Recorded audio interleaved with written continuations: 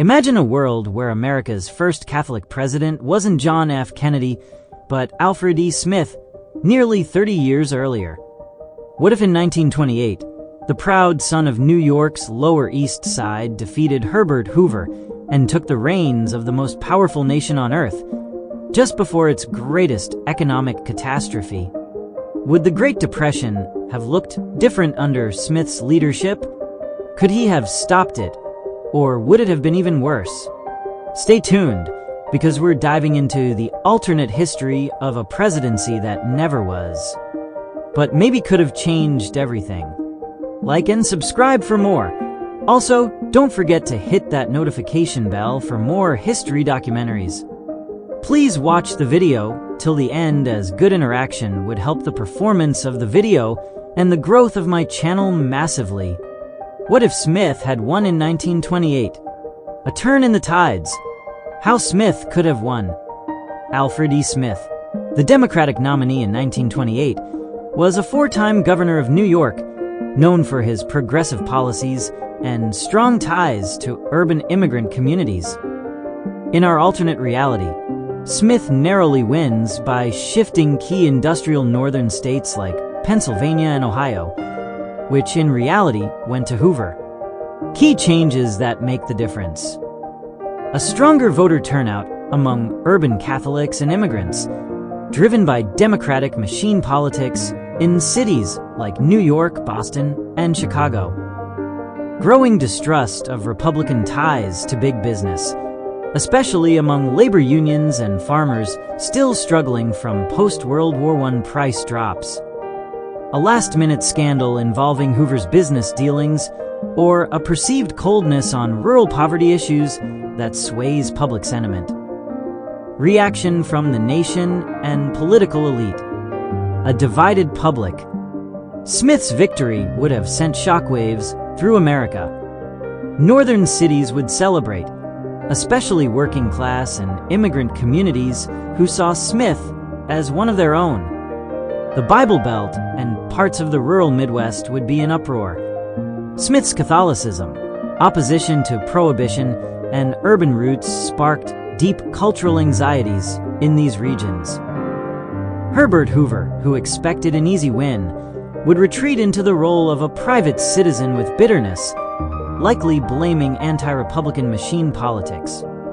Calvin Coolidge, the outgoing president, would probably issue a cold congratulations, emphasizing national unity, while privately disapproving of Smith's political style. The Smith administration, cabinet and agenda. Smith, known for his loyalty, would likely appoint progressive Democrats and trusted New Yorkers. Secretary of State, Cordell Hull, an internationalist, to reflect Smith's openness to global cooperation. Secretary of Labor, Francis Perkins, whom he supported in New York and who later became FDR's pick. Attorney General, a moderate reformer, possibly from the Tammany Hall circle. His agenda would focus on repealing or relaxing prohibition laws, expanding public works and infrastructure, addressing urban poverty and labor rights. The Great Depression, would it still happen? Absolutely. The stock market crash of October 1929 was driven by structural weaknesses in the economy that no president could have fully stopped. However, Smith's response would differ significantly from Hoover's. Key differences in Smith's approach. Less reliance on voluntary cooperation. Smith distrusted big business, unlike Hoover. He might push for more direct federal aid earlier. Federal job programs. Smith was a strong believer in public works.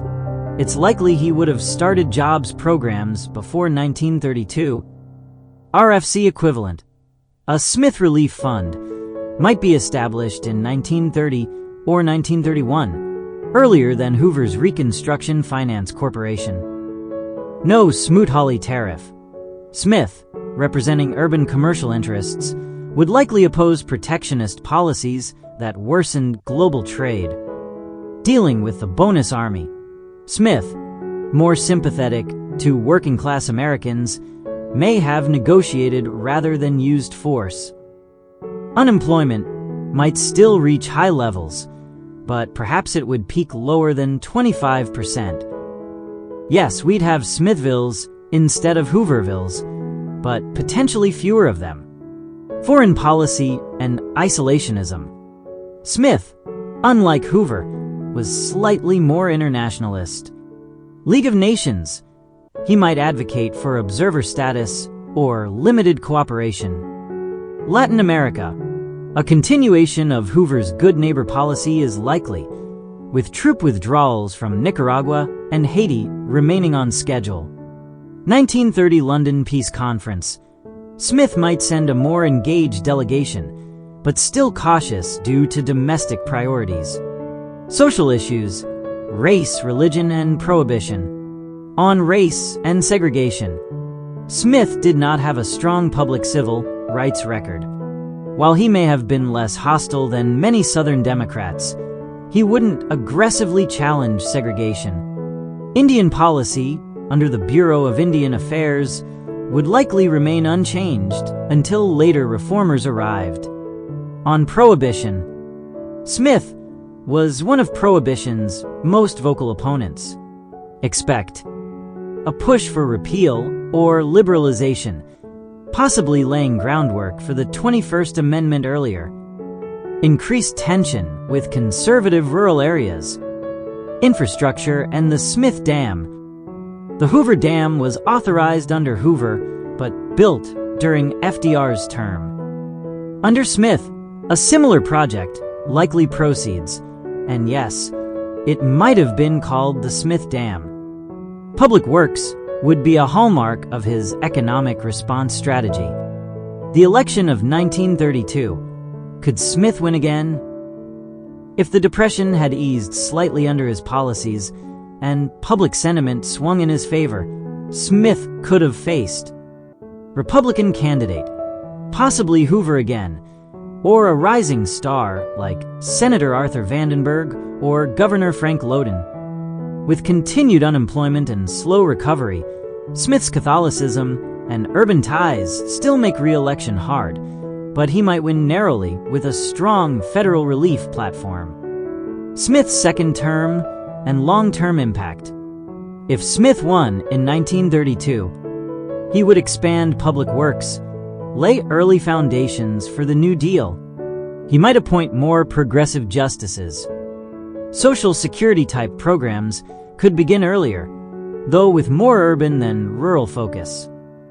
FDR likely wouldn't run or would delay his ambitions.